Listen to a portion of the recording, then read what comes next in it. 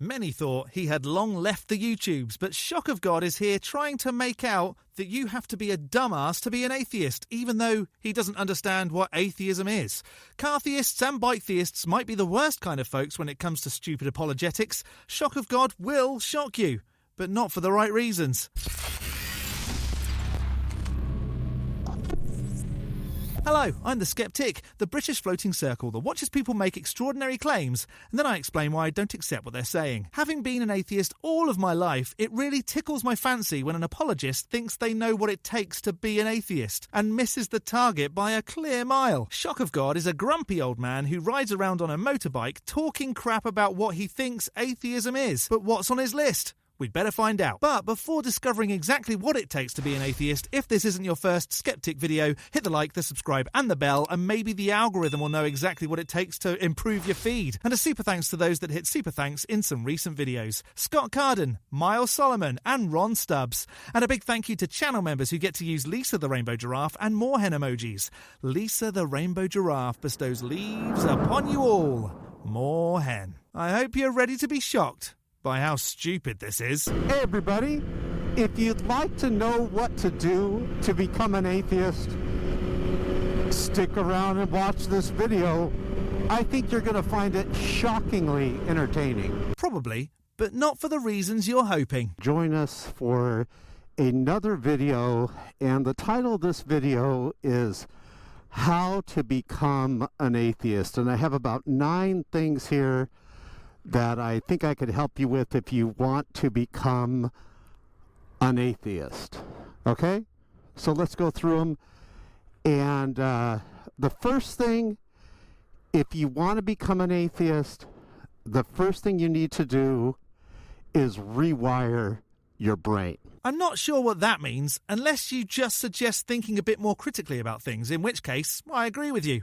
So our first shock is that SOG, or SOG, thinks you need to deprogram the learning and indoctrination to become an atheist. Well, no shit, Sherlock. That was shocking. And we're going to be doing this video on this motorcycle. So I'm going to go through 9 points here of how to become an atheist.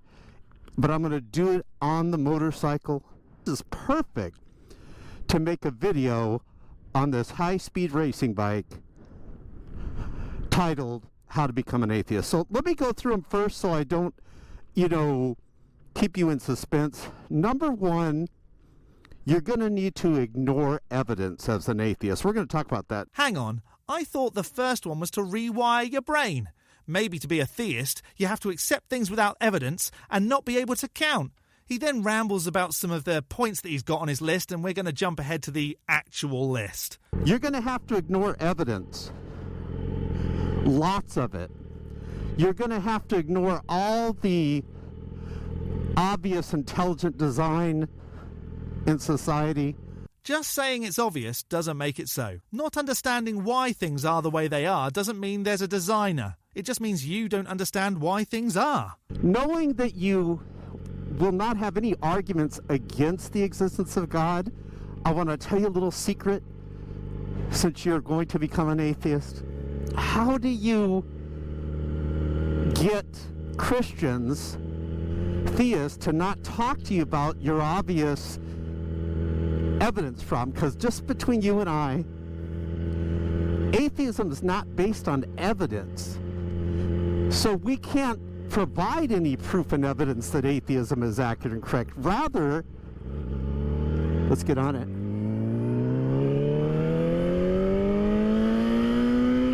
We must come up with something that will get people to get off the subject of talking about how, as atheists, our atheism is not evidence-based. You can use the word evidence if you want, in that the evidence you think demonstrates a God isn't convincing.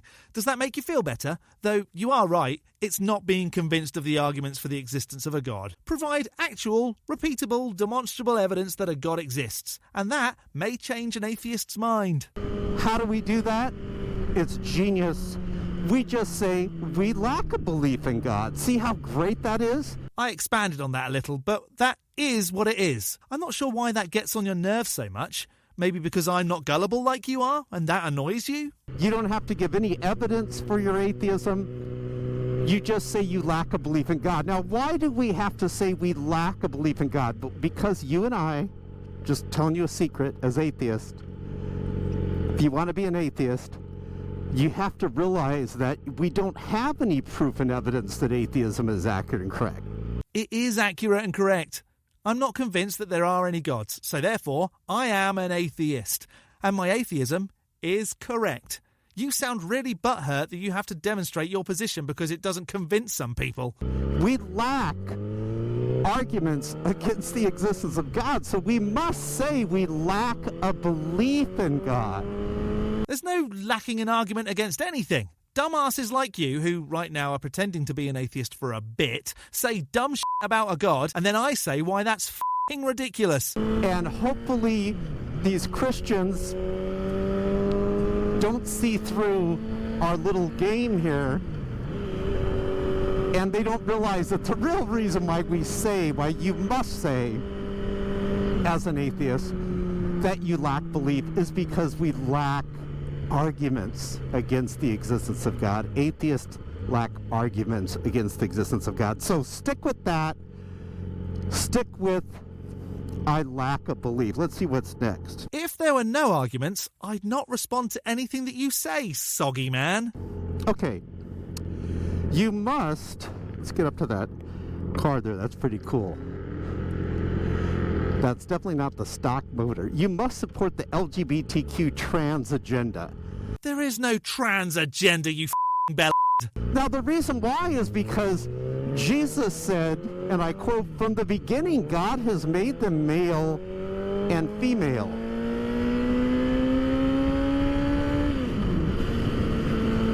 Come on, give me that green. Hold on a second. Don't want to miss this green. Nice, we got it. Trying to get up there to that other car without going too fast. Okay, I don't think we have to worry about anything. So, you're going to have to go against biology. Forget about everything you were taught in school. You're talking elementary school though, right? Because more advanced biology talks about the sex spectrum and that there aren't just two. But sure, if you want to have the scientific learning of an 8-year-old, you do you, I guess. Forget about your education. You're going to have to admit that there's 72 genders. Gender is a social construct, and that has nothing to do with what you're talking about, unless you don't give a shit about basic human rights and you're a colossal thundercat. So, that's another problem. I know you're going to have a problem in atheism, but like, for example, there's a show on YouTube called the Atheist Experience Show.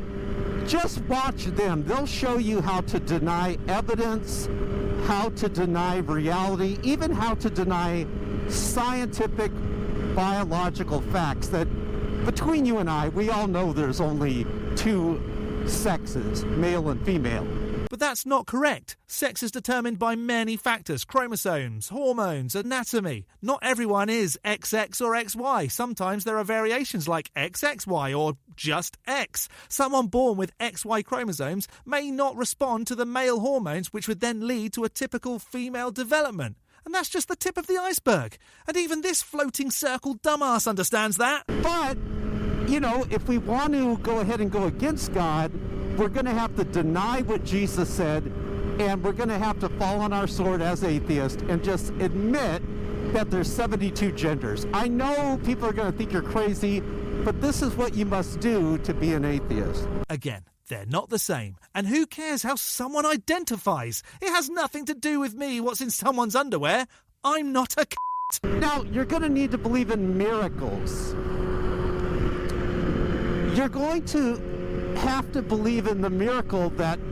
Something from nothing. It is definitely something from nothing, because that's all dumbasses like this have. Nothing created everything. Called it.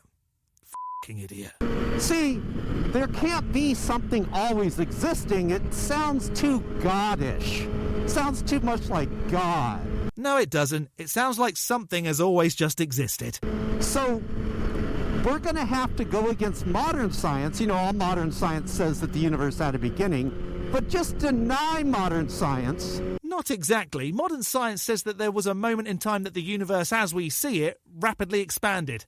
And then even more modern science is seeing things that supports that outside of the moment of our Big Bang there was already existing galaxies and superclusters, suggesting that there's probably always been more. And claim that the universe is eternal and uncaused. In other words, believe in a miracle. If anything, it's believing in a more mundane. Yeah, it's always just been in some form. Believe in something that's not scientific, even though all scientists agree that the universe had a definite beginning. Here we are, folks.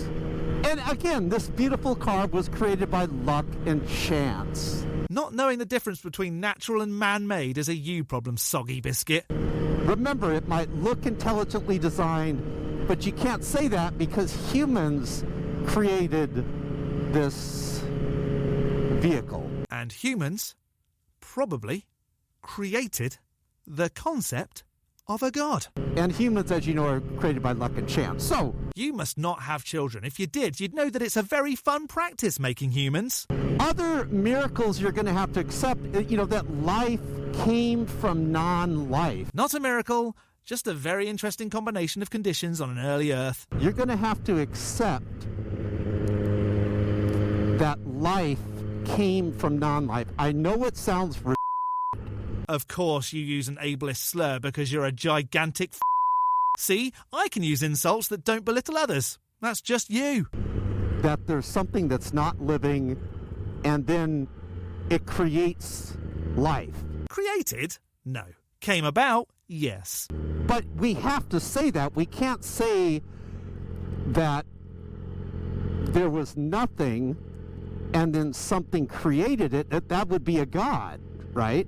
If we were to say that, I'd say it was pooped out by the one true cosmic deity, Lisa the Rainbow Giraffe, leaf be upon her. Equally as likely to have done it as your god, and much less of a than the God of the Bible. It'd be a creator. It's creating. So we have to claim as atheists, remember, you're going to have to claim that life came from non-life. Now, I know you've never seen life come from non-life. We see animal life create animal life, human life create human life, plant life create plant life.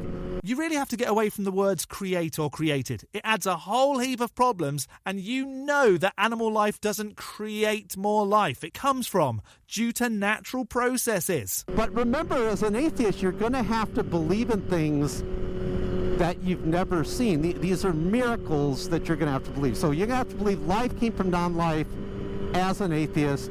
You're also going to have to believe that love is really just material. It's not has to do with your choice or anything. It's just the chemical reactions.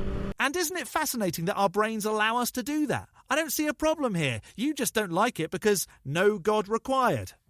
So when your mother or father says they love you, just realize on our atheist worldview, remember you want to become an atheist, you must admit that it's really just the chemical reactions of mommy and daddy saying that they love you. And why are these chemical reactions occurring? Because of biological impulses? Which is amazing, and it being simplified into this term just makes it easier for like you to comprehend. Because goodness knows there are some motorbike riding dopes that need things dumbing down a lot. They really don't. Yeah, so you're going to have to believe that also there are no objective morals. Isn't necessarily wrong. If you're the rapist, it's okay.